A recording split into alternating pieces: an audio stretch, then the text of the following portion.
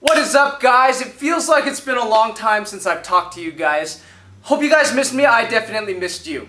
I have some very exciting news, and that is Donnie Yen is going to be reprising his role as Ip Man for the 4th time next month. It seems like just yesterday that we were treated to the first masterpiece that is Ip Man. But if you guys didn't realize it, Ip Man came out in 2008, so it's been over a decade since that movie first came out, but today I want to talk about it. I like to believe that it is one of the best kung fu movies ever made. So, with that, I'm DMah from Martial Club, and this is my 5-point palm exploding heart critique. Ip Man is a biographical take on the life of the master of Bruce Lee. That's usually the selling point when they introduce this movie. As you guys know, Bruce Lee is the king of kung fu. He is the legend. He is the superstar. But before there was Bruce Lee, there was Ip Man. Ip Man was his Wing Chun teacher in real life, and he was famous as a martial artist in real life. But since then, and very much thanks to this movie, his life has been immortalized and elevated to the status of legend. Why is that? Well, one is the awesome fight scenes that are featured in this movie. This movie is a very style-specific movie, Wing Chun-oriented choreography, obviously. There have been other Wing Chun movies before, but no movie before Ip Man has really gone into the detail and the anatomy of the style that is Wing Chun. Fast-paced punches, hard blocks, clean lines, all fitting neatly into the framing of the camera. Brutal action, and yet it's composed, it's elegant, it's beautiful, bringing it together into the masterpiece that is Ip Man.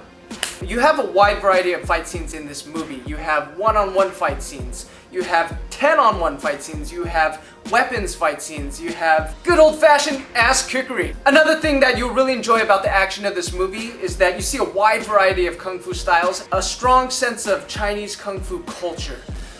The movie takes place in 1930s Fatsan. It was like a mecca for Chinese martial arts back then. So there are scenes where you see different styles practicing next to each other, competing with each other, and you really get a sense of the richness that was martial arts culture during that time. This movie is action directed by Sammo Hung, and he's proved himself as an action star and as an action director time and time again. His name brings a lot of clout to the movie, and you definitely see it in the way the fight scenes are composed. And then there's the strength of its leading star. Donnie Yen is the man. He really understands martial arts to a deep level, and more than that, he knows the aesthetic value of the movements he's doing. He knows how to sell each punch, throw each kick with conviction. He's mastered every aspect of screen fighting, down to the positioning of his hands, the facial expression. He really knows how to make you feel what it is he's doing. Another way that they really sell the action is the strong characterization of Ip Man. He carries himself like a master. He's reserved without making it look like he's trying too hard. He really makes his enemies feel it. It's a really satisfying, gritty type of action, but it also goes deep into the philosophy of a real style that is Wing Chun. Goes into the different elements that make Wing Chun unique as a style of martial arts, and you get to see all of those wrapped neatly into the package that is the movie Ip Man.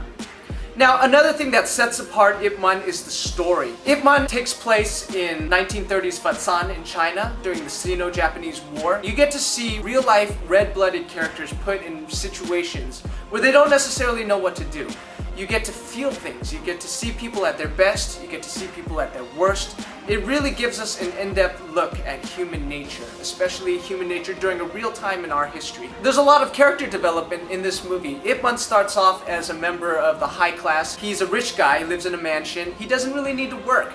Basically, he practiced kung fu for the fun of it. He doesn't even feel the need to teach his art to other people. He just goes around being a badass, being a master, and impressing people with what he can do. All that changes when the Japanese move in, they invade the country, they take over his house as their HQ, and Ip Man finds himself having to fend for himself and his wife and his son. You see his struggles. He was once this highly exalted master, now he's been reduced to the level of a normal man, and he has to work in the street. He's never worked a day in his life. You see him shoveling coal in his nice clothes and getting them all dirty. And you see him confronted with the idea that all of his time spent practicing kung fu might have been a waste. You see him have to navigate through difficult situations, through death, through sickness. And you see him have to navigate how his kung fu allows him to overcome these situations, not only for himself, but for his fellow countrymen. Definitely a heartfelt story, packed with strong anti-Japanese sentiments. So if you're Japanese, you might have mixed feelings watching this movie. Really root for the good guys. You really hate the bad guys. Definitely made me hate Japanese people for a time after I watched this movie. No offense to you if you're Japanese. Definitely watch the movie. There's a lot of themes and a lot of emotions that people can relate to, not just fans of the Kung Fu movie genre, but general moviegoers. Definitely worth a watch. It will make you feel and it will satisfy you. So, how much does this movie push the envelope? This movie changed a lot of things. I would say definitely an attempt to elevate the Kung Fu movie genre to something more. Ip Man feels much more like a historical drama than your run-of-the-mill Kung Fu movie. It definitely comes with a sense of consequence and a sense of production value. The lighting, the mood, the tone is consistent. There are moments of great stress and great pressure and tension. A lot of human emotions and human experiences. At the same time, it has moments of levity, has moments of humor, makes you feel the full spectrum of things. I would say it set a lot of new standards as far as martial arts choreography go. Wing Chun has definitely become a staple of the Kung Fu movie genre, if it wasn't already. This isn't the first movie of its kind in the sense that Wing Chun has been portrayed in movies before, but this is definitely one of those movies that really gave you an in-depth look at a martial arts style and how it could be portrayed effectively on the camera. This movie, even though it's not the most factually accurate take on Ip Man's life, it definitely puts you in a different time, in a different place, gives you the idea that Kung Fu existed in a world with real events, with real history, with real people. Definitely attempts to give you a realistic look at how Kung Fu and how people who practice Kung Fu survived in the real world at a different time. Definitely elevated the genre, definitely changed the standard for action in Kung Fu movies, definitely changed movies in general by bringing a Kung Fu movie that appealed to people not just in Hong Kong, not just in China, but all over the world. So now the impact. How has this movie impacted the world? How has it impacted the genre? How has it impacted the people who watched it? I would say this movie meant everything for Donnie Yen as an actor. He started his career in the late 80s, but one might argue that he didn't receive mainstream success until this movie came out. That's already 20 years into his career. He was in his late 40s when he made this movie, but this movie definitely marks his stake to claim as a superstar, not just in the Hong Kong film industry, but in the global film industry. Definitely made Donnie Yen a household name all over the world. This movie did wonders for the style of Wing Chun. I'm pretty sure like class signups went way up for Wing Chun as a style once this movie came out. I would say that Wing Chun is probably the most popular style of Chinese martial arts in the world today, largely thanks to this movie. I would also say that the idea of Ip Man has definitely grown into something larger. Ip Man was a famous martial artist in his time.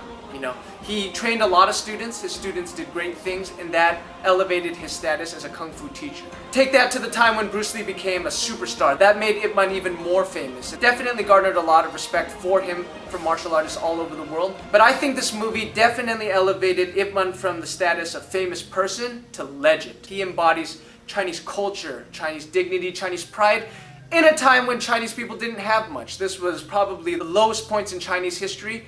But the story that the Ip Man movies get to tell is one of dignity and one of resilience for the Chinese people. Ip Man has also come to personify a lot of the virtues of martial arts. The scholar and the warrior combined into one person. He's definitely laid out the blueprint for how a martial artist should conduct himself. All of that to say that he's come to represent much more than the real Ip Man ever did, thanks largely in part to this movie.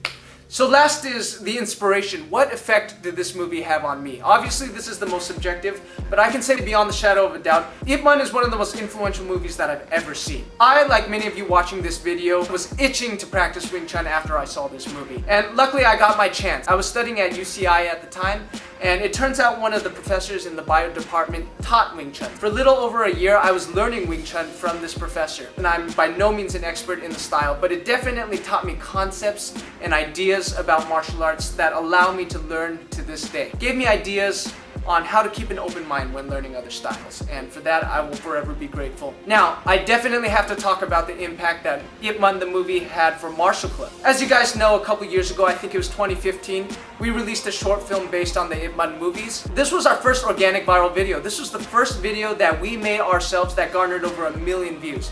Definitely changed the game for us, definitely earned us widespread exposure. And I would even submit this garnered the attention of Donnie Yen himself, and I think this short film actually paved the way for us to meet him in person and, God willing, work with him in the future. Hopefully I'll look back at this video sometime in the future and go like, I knew it! I knew it, right? They definitely changed our idea about what was possible. Transformed our idea of what we could put on a camera, what kind of choreography we can manage, what kind of stories we can tell. And definitely none of that would have been possible if this movie was never made.